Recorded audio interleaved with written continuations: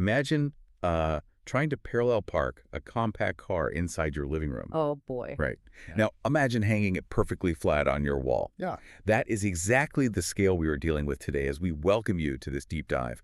We are looking at a product spec sheet from HDTVSupply for an absolute monster of AV tech, which is the Draper 254215 profile plus fixed frame screen. Yeah, it is a total beast. I mean, our mission today is to really break down exactly what goes into a premium commercial-grade display setup, Yeah. and to help you understand the sheer logistics behind building a dream home theater or like a high-end corporate viewing space. Okay, let's unpack this because starting with the physical dimensions, it's just wild. We're looking at a 148-inch diagonal viewing surface. Which is huge. Yeah, that measures out to 136.25 inches wide and 58 inches high. Wow. I mean, that's over 11 feet of screen. It really is. And, the aspect ratio there is crucial, too. It's a 2.35 to 1 Cinemascope format. Or the super wide one. Exactly. So for anyone designing a dedicated room, this provides true ultra-wide movie theater proportions.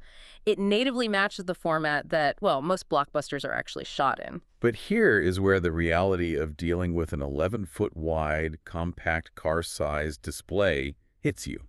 Like, if you are outfitting a boardroom on the 30th floor, or even just a basement theater. For getting it down the stairs. Right. An assembled frame of that size isn't fitting in any standard elevator or, turning tight corners at a stairwell. What's fascinating here is how the engineers anticipated exactly that logistical nightmare. The screen intentionally ships unassembled. Oh, so you literally have to build it in the room. You do. You piece together the aluminum frame right in the room where it's going to live. And then it uses this sliding hook and loop system to attach the matte White XT1000V viewing surface. Hook and loop, like Velcro. Sort of, but way more advanced. This isn't just about, sticking fabric to metal. That sliding system is specifically designed to pull the massive canvas drum tight. It perfectly tensions it to eliminate a single ripple or wrinkle across that whole 148 inches. Which, is entirely necessary because this specific model features a zero-edge, borderless option. It has a depth of, less than 2 inches. Right, so it sits practically flush. Yeah, it's designed to look like a massive floating window on your wall. But, okay, you're building this precision tech in the room where it's going to live. What happens if you, say, miscalculate your wall space? Oh, well, you're stuck with it. Seriously? Yep. This is a special order item, non-cancelable, non-returnable, and non-refundable. If that 11-foot frame ends up blocking a doorway, It is your permanent problem. a very permanent, very expensive problem. Man. Well, the current price sits at $3,491, which, to be fair, is a drop from the MSRP of $4,364. But here's where it gets really interesting, and frankly, where I need to call out the spec sheet a bit. Okay, let's hear it. I'm looking at this data sheet for a almost $3,500 piece of premium zero-edge tech, right? And it explicitly lists a supported resolution of 1080p. Right. I know where you're going with this. It feels like buying a Ferrari and putting bicycle tires on it.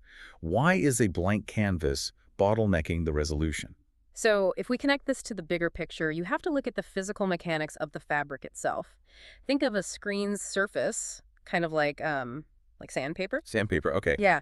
If the physical grain or texture of the fabric is larger than the microscopic pixels a 4K projector is firing at it, the image actually scatters. It blurs. Oh, wow. I never thought about that. Yeah, so that 1080p rating isn't a digital limit, right? It's a physical fabric texture limit. It guarantees a perfectly sharp image up to 1080p before that micrograin interference happens. That makes perfect sense. So it's not the screen holding back digital data. It's purely a physical topography issue. Exactly. And, we also have to consider the surface type. The matte White XT1000V is a 1.0 gain surface. Meaning what exactly? A 1.0 gain is essentially a visual echo chamber that gives you back exactly what you put in.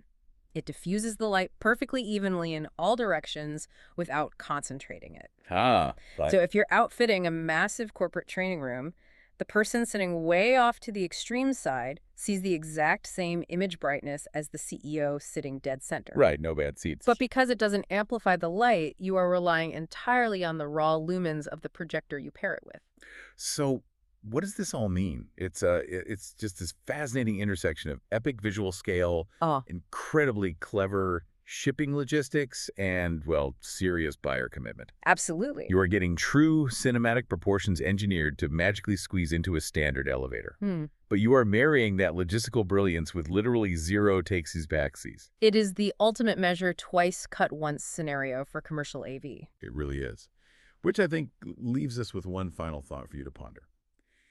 If you committed to permanently installing an 11-foot completely borderless window on your wall, what is the one single movie or image you would want permanently shining through it?